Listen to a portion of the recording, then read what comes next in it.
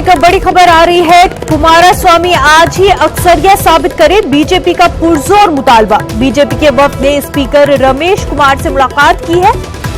उनका मुतालबा है कि कुमारस्वामी आज ही अक्सरियत साबित करे। कर्नाटक में सियासी घमासान लगातार जारी है। ऐसे में अब बीजेपी के वफद ने स्पीकर से मुलाकात की है। उनका मुतालबा है कि कुमारस्वामी आज ही अक्सरियत साबित करे। कर्नाटक थमने का नाम नहीं ले रहा है। बीजेपी का मुतालबा है कि कुमारस्वामी आज ही अक्सरियत साबित करे और ये मुतालबा उन्होंने स्पीकर रमेश कुमार से मुलाकात में किया है।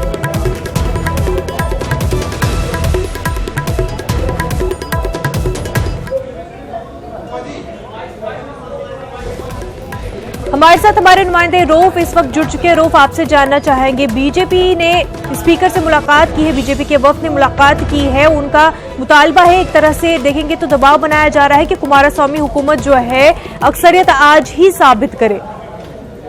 जी बिल्कुल भी आज असेंबली का इजलास शुरू होने से कबल जो है बीजेपी के वफद ने स्पीकर रमेश कुमार से मुलाकात करते हुए ये पुरजोर मुतालबा किया है कि वज़ीर आला एच.डी. कुमारस्वामी आज ही अपनी अक्सरियत साबित करें। इनका कहना यह है कि असेंबली का जो इजलास हो रहा है उसमें जो है बगैर अक्सरियत साबित करते हुए कोई भी कार्रवाई नहीं की जा सकती। तो सबसे पहले जो है तहरीक एतमाद पेश करने का जो है और उसके लिए इज्जत मांगने की स्पीकर से दरख्वास्त की है बीजेपी के वफद ने। लेकिन अब देखना ये होगा कि इस ताल्लुक से क्या स्पीकर असेंबली में कोई मौका देते हैं या जो है आज का जो इजलास ऐसा लग रहा है कि बस हंगामे की नजर होगा और कल जो है सुप्रीम कोर्ट फैसले के आमद का इंतजार रहेगा। क्योंकि 15 MLA की जो दरख्वास्तें हैं इस्तीफा कबूल करने के सिलसिले में, उस ताल्लुक से जो है सुप्रीम कोर्ट कल अपना फैसला सुनाने वाली है।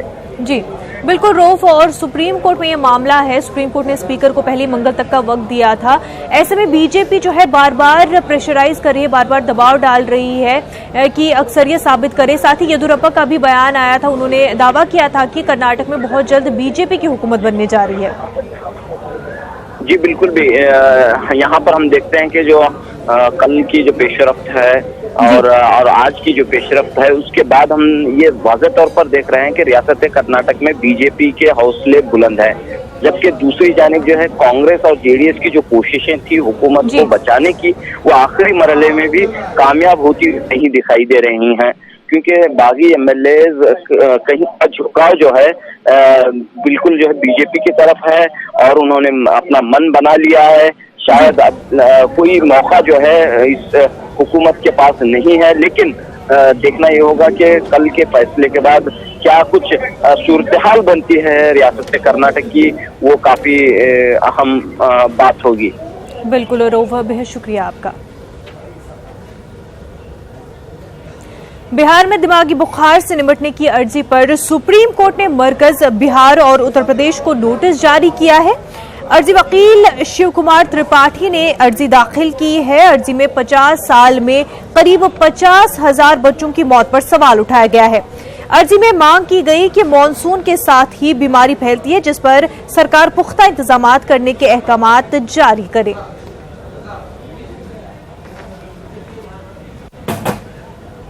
हमारे साथ हमारे नुमाइंदे सुशील पांडे इस वक्त जुड़ चुके हैं। सुशील, आपसे जानना चाहेंगे, जो बिहार में दिमागी बुखार को लेकर के सुप्रीम कोर्ट ने नोटिस जारी किया है, उसमें क्या कुछ मजीद कहा गया है? जी देखिए सना, जिस तरह चमकी बुखार बिहार और उत्तर प्रदेश में फैल रहा है उसको लेकर सुप्रीम कोर्ट में एक और याचिका दाखिल की गई है। इस याचिका में मांग की गई है कि हर साल इस प्रकार की बीमारी होती है लेकिन राज्य सरकार के पास कोई प्रॉपर व्यवस्था नहीं है। लिहाजा सुप्रीम कोर्ट तमाम राज्य सरकारों को ये निर्देश दे कि वो एक प्रॉपर इंफ्रास्ट्रक्चर तैयार करें ताकि जो तमाम बच्चे इस प्रकार की बीमारी से मर रहे हैं वो मरने ना पाए। उत्तर प्रदेश में लगभग 38 ऐसे जिले हैं जहां पर इंसेफ्लाइटिस और दिमागी बुखार की बीमारियां हर साल आती हैं और तमाम जो बच्चे हैं वो काल के मुंह में समा जाते हैं।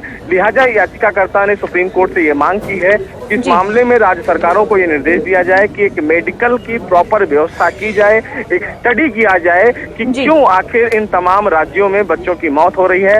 हाल ही में शना, आपको याद होगा, बिहार सरकार ने सुप्रीम कोर्ट में एक एफिडेविट फाइल करके ये कहा था कि उनके पास जो इंफ्रास्ट्रक्चर है उसमें कमी है, डॉक्टरों की कमी है, नर्सों की कमी है, लिहाजा इस वजह से फिलहाल वो तैयारी नहीं कर पाए। लेकिन सवाल ये है सना कि हर साल इस प्रकार की बीमारी सामने आती है और लगभग 50,000 बच्चों की मौत भी होती है, लेकिन राज्य सरकारें इस मामले में कोई स्टडी नहीं कर रही हैं और इसीलिए उन्होंने सुप्रीम कोर्ट का दरवाजा खटखटाया था। सुप्रीम कोर्ट ने फिलहाल इस मामले में अब राज्य सरकार उत्तर प्रदेश और बिहार से जवाब मांगा है और ये पूछा है कि वो बताएं कि किस प्रकार के इंफ्रास्ट्रक्चर की वो तैयारी कर रही हैं और आने वाले दिनों में राज्य सरकारें ऐसा क्या कर रही हैं कि ऐसे जो बच्चों की मौत हो रही है इस प्रकार की बीमारी से वो ना होने पाए।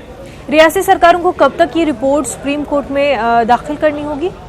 जी 4 हफ्ते का समय दिया गया है सुप्रीम कोर्ट की तरफ से। 4 हफ्ते के भीतर तमाम राज्य सरकारों को सुप्रीम कोर्ट में अपना जवाब दाखिल करना है और ये बताना है कि वो किस प्रकार की तैयारी आने वाले दिनों को निपटने के लिए कर रही हैं। बिल्कुल सुशील, और क्या रियासती सरकारों की जानिब से इस पर कोई रद्द-ए-अमल आया है? क्योंकि 50 सालों से ऐसा ही सिलसिला चलता आ रहा है कि मानसून आता है और दिमागी बुखार का कहर जो है बरपा होता है। बावजूद इसके कि 50 सालों से ये सब होता आ रहा है, कोई जो है उस पर हिकमत अमली नहीं हुई, कोई प्रॉपर स्ट्रैटेजी नहीं हुई कि किस तरह से इसे निपटा जाए, ना ही डॉक्टरों के साथ इस तरह का कोई एक तजवीज़ पेश की गई हो। लेकिन अब जो है डॉक्टर जो रियासती सरकारों को एक वक्त दिया गया है, इसमें क्या मीटिंग होगी डॉक्टरों के साथ भी? किस तरह से ये रिपोर्ट जो है तैयार करेंगी रियासती सरकारें? देखिए, राज्य सरकारों को फिलहाल जो नोटिस जारी किया गया है उस नोटिस के बाद फिलहाल जो एफिडेविट दिया था उस एफिडेविट के मुताबिक वो वहां पर जो आईसीयू की संख्या है उसको बढ़ाने की तैयारी में है। मेडिकल के जो ऑफिसर्स हैं, डॉक्टर्स हैं, नर्सेज हैं, उनकी संख्या बढ़ाने की तैयारी में है। मोबाइल आईसीयू बनाए जाएंगे ताकि वहां पर जो फिलहाल कंप्लेनेंट्स चाइल्ड आते हैं उनको रिहेबिलिट किया जाए, उनकी जांच की जाए। साथ ही साथ जो बीमारी हो रही है हर साल, वो बीमारी किन कारणों की वजह से हो रही है, क्या वहाँ के पानी में ऐसी कोई दिक्कत है, क्या वहाँ के खाने में किसी प्रकार की दिक्कत है, इसके लिए प्रॉपर एक डॉक्टर की कमेटी बनाई जाएगी राज्य सरकार की तरफ से, जिसको मॉनिटर सूबे के मुख्यमंत्री करेंगे, मुख्य सचिव करेंगे और वो ये जानने की कोशिश करेंगे कि किस प्रकार ये बीमारी जो है हर साल निकलती है और आखिर इसका हल क्या है। फिलहाल राज्य सरकारों के पास अभी इस बीमारी से निपटने के लिए कोई पुख्ता इंतजाम नहीं है, लेकिन जिस प्रकार की घटना देखने को मिली है उसके बाद राज्य सरकारें खासा गंभीर हैं और इस पूरे मामले में वो जल्द से जल्द कोई ठोस कदम उठाने के निर्णय में आने वाली। बिल्कुल सुशील, बेहद शुक्रिया आपका। बाबरी मस्जिद गिराने की साजिश रचने के मामले को लेकर के सुप्रीम कोर्ट में आज समाअत हुई। समाअत के दौरान सुप्रीम कोर्ट ने उत्तर प्रदेश हुकूमत से सीबीआई जज एस यादव की मुद्दत कार बढ़ाने के लिए कहा है। कोर्ट ने कहा कि जज को उस वक्त तक रिटायर न किया जाए जब तक इस मुकदमे की समाअत मुकम्मल न हो जाए। उत्तर प्रदेश हुकूमत को जुम्मे तक बताना है कि इसके लिए कानून शराइत क्या है। वहीं सीबीआई जज ने सुप्रीम कोर्ट को खत लिखकर मजीद 6 महीने का वक्त मांगा है। इस केस की अगली समाअत जुम्मे के रोज है।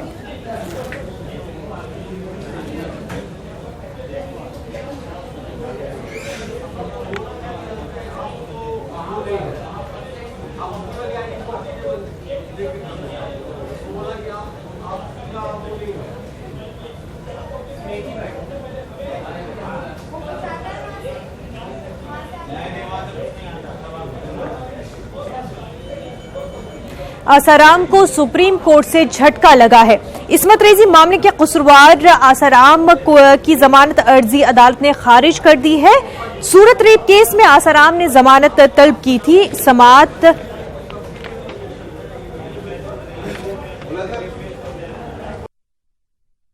आपको बता दें नाजरीन, आसाराम को सुप्रीम कोर्ट से झटका लगा है। सूरत रेप केस में आसाराम ने जमानत तलब की थी जो कि उनको नहीं मिली है। अदालत ने जमानत को खारिज कर दिया है।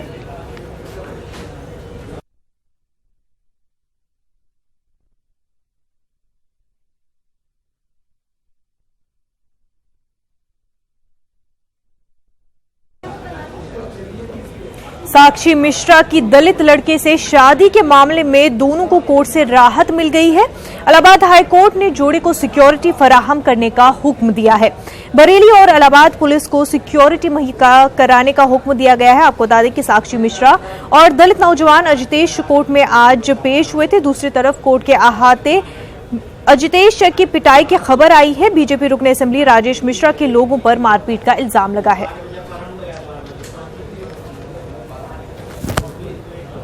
वकील साहब, आज साक्षी मिश्रा के केस में क्या हुआ?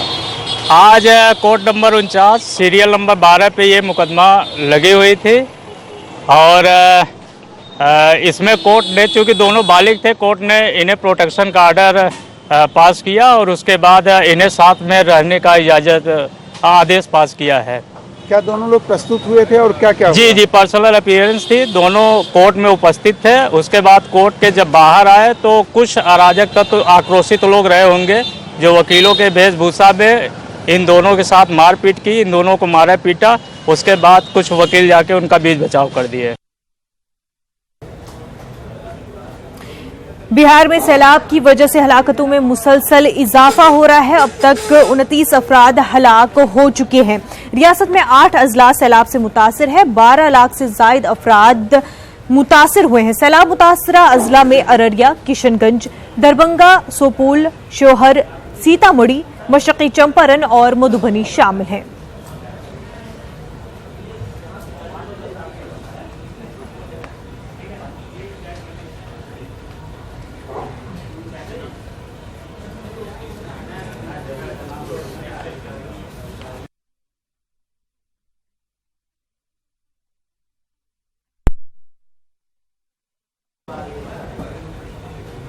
बिहार के दरभंगा से बीजेपी रुकन पार्लियामेंट गोपाल जी ठाकुर ने सैलाब पर कहा है कि राहत और बचाव का काम जारी है।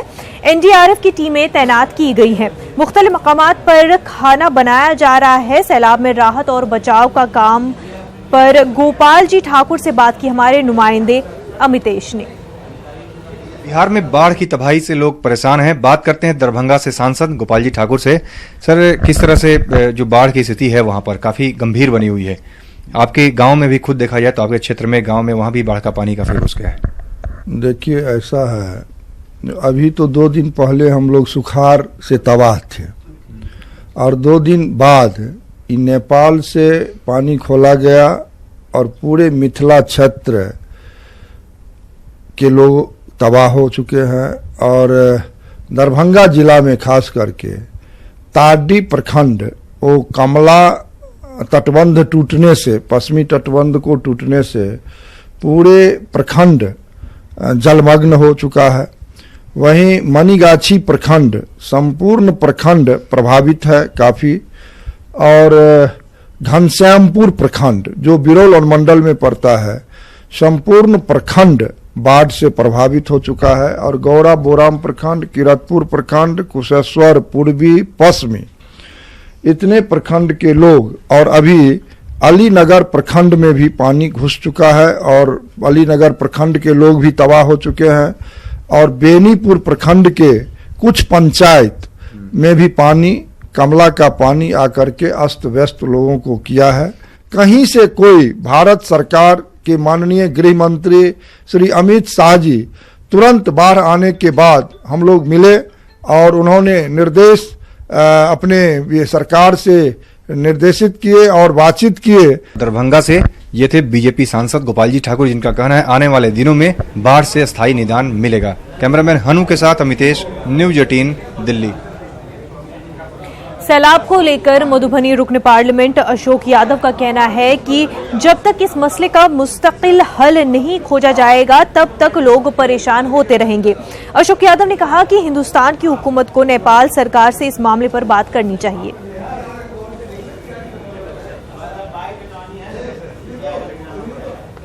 बात करते हैं मधुबनी से सांसद अशोक यादव से। काफी गंभीर स्थिति है बाढ़ की, अगर देखा जाए तो मधुबनी में भी काफी तबाही मची है। किस तरह की तैयारी की जा रही है प्रशासन की तरफ से, आप लोगों की तरफ से? देखिए, मिथिलांचल में ये बाढ़ आज से नहीं आ रहा है, ये पूर्व से ही बाढ़ आ रहा है।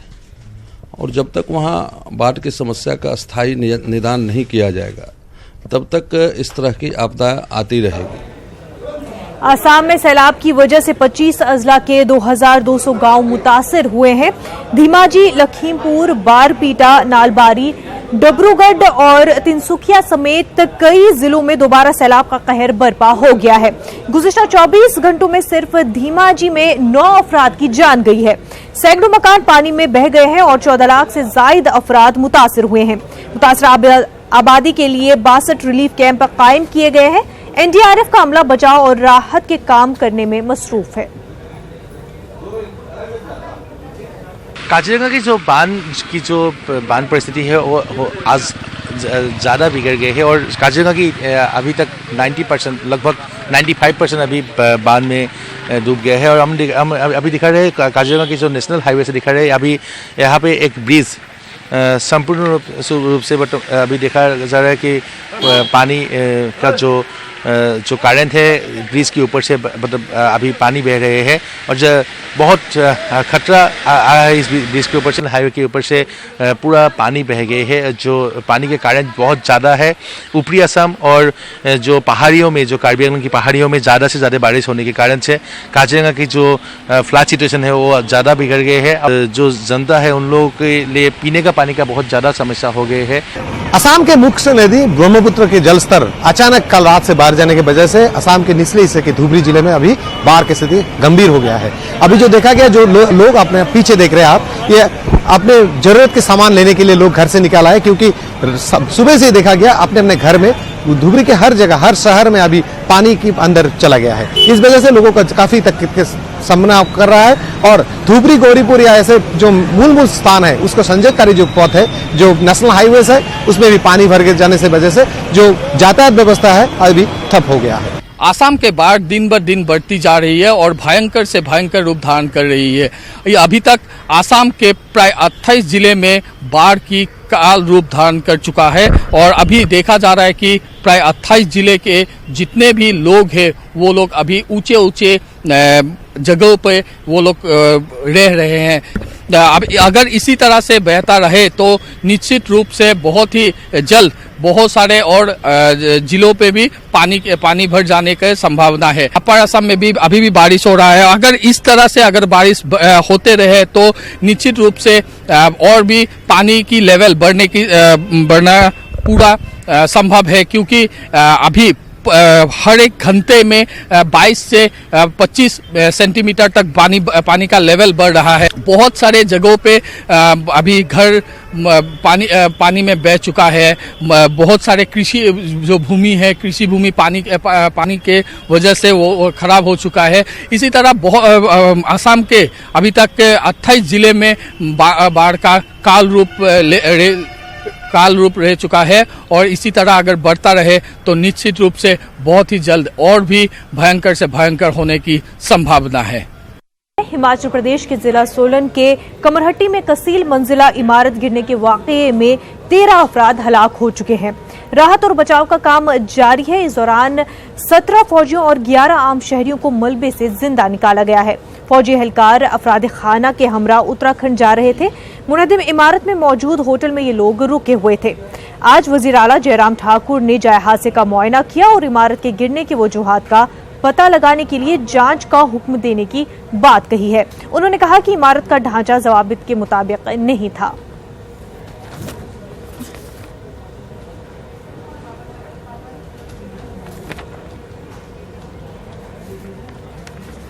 हमारे साथ हमारे नुमाइंदे रणबीर इस वक्त जुड़ चुके हैं। रणबीर, आपसे जानना चाहेंगे इस वक्त इस पूरे हादसे को लेकर के क्या अपडेट आपको मिल पा रहे हैं? देखिए, इस वक्त हम जो है ग्राउंड जीरो पर है। अभी तक जो है आधिकारिक तौर पर ये जानकारी निकल कर आई है कि तो कुल जो है 42 लोग इसमें थे और जिनमें से 30 लोग जो है सेना के जवान थे। अब तक जो है 13 लोगों की मौत की पुष्टि हो चुकी है, जिनमें 12 जो है सेना के जवान हैं और एक महिला की मौत इसमें हुई है। एक और जो जानकारी ये मिल रही है कि एक और शव है जिसे जो है स्पॉट किया गया है। अब उसको जो है मलबे से निकालने का कार्य जो है एनडीआरएफ की टीम जो है वहां पर कर रही है। तो जिस तरह से जो संभावनाएं थी कि कोशिश की जा रही थी कि शायद कोई जो है इस मलबे के नीचे जो है कोई इंसानी जिंदगी जो है सांस ले रही है उसको बचाने की, वो अब सारी धूमिल हो चुकी है वो खत्म हो चुकी है। इस मामले पर जो है कुल जो है ये जानकारी अभी जो सीधी तस्वीरें जो हमारे सामने है, एक स्ट्रेचर लाया गया है, वो स्पॉट जो है हो चुका है, ये भी सेना का जवान है। मुख्यमंत्री के कार्यालय से इसकी जो है जानकारी दी गई है। एक और शब्द जो है यहाँ से निकाल लिया जा रहा है और इस मामले में कुल जो है 14 मौत जो है हो चुकी है, जिसमें 13 सेना के जवान हैं और एक महिला जो भवन मालिक की पत्नी थी उसकी मौत इसमें हो चुकी है। और यहाँ पर ये भी जानकारी आपको देना चाहेंगे, जो रेस्क्यू टीम यहाँ पर है उनका ये कहना है कि हालांकि आधिकारिक तौर पर जो है 42 लोग ही थे और इसके बाद भी जो है ये रेस्क्यू ऑपरेशन जारी रखा जाएगा। ये जो है ये जब तक निश्चित नहीं होता कि शायद अब और कोई संभावना नहीं है, इस मलबे को जो है पूरी तरह से यहाँ से हटाया जाएगा और ये ऑपरेशन जारी रहेगा। जी मुनज़्ज़ा। रणबीर, जिन अफराद को मलबे से जिंदा निकाला गया था उनकी हालत कैसी है?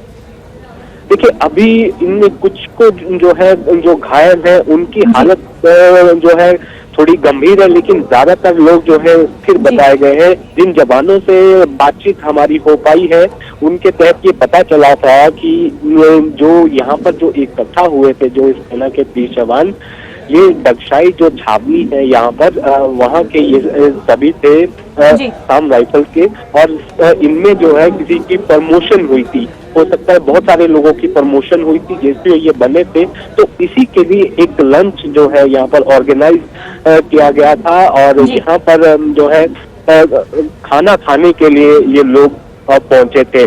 और उसके अलावा 2 फैमिलीज की बात की जाए जिन्हें जो है पहले ही बचा लिया गया था। पहले दिन जो है जिस तरह से रेस्क्यू ऑपरेशन चला उसमें ये थोड़ी कामयाबी जरूर मिली थी कि इनमें 42 में से जो है 25 से 26 लोगों को बचा लिया गया था और जो लोग बचे हैं जो अस्पताल में है, एक जो प्राइवेट हॉस्पिटल यहाँ पर है MMU, कुछ वहाँ पर जो है उपचाराधीन है और एक धर्मपुर जो एक अस्पताल है जो पास में पड़ता है वहाँ पर उनका उपचार किया जा रहा है। लेकिन अब तक की जो पूरी अपडेट है वो ये है कि इन जो है अब एक और शव निकाला जा रहा है। कुल जो है 14 मौत जो है इस हादसे में हुई है, 13 जो है सेना के जवान हैं और एक महिला की इसमें मौत हो चुकी है। जी रणबीर, बेहद शुक्रिया तमाम तफसीलात के लिए। बीजेपी की जानिब से मुल्क की मुख्तलिफ रियासतों में रुकनियत मुहिम चलाई जा रही है, वहीं अब बीजेपी की रुकनियत मुहिम पर सवाल खड़े होने लग गए हैं। बीजेपी लोगों की जात पूछकर रुकन बना रही है। बीजेपी के डिजिटल फोरम में सोशल कैटेगरी का कॉलम जोड़ा गया है जिसमें SC, ST, OBC और जनरल का कॉलम पुर करना जरूरी है। वहीं कांग्रेस ने बीजेपी के नीयत पर सवाल उठाए हैं। आपको बता दें कि 6 जुलाई से बीजेपी की रुकनियत मुहिम की शुरुआत हुई थी। भाग्यपूर्ण है, भारतीय जनता पार्टी का जो कहना चाहिए कुटिल सोच है उसका एक हिस्सा है।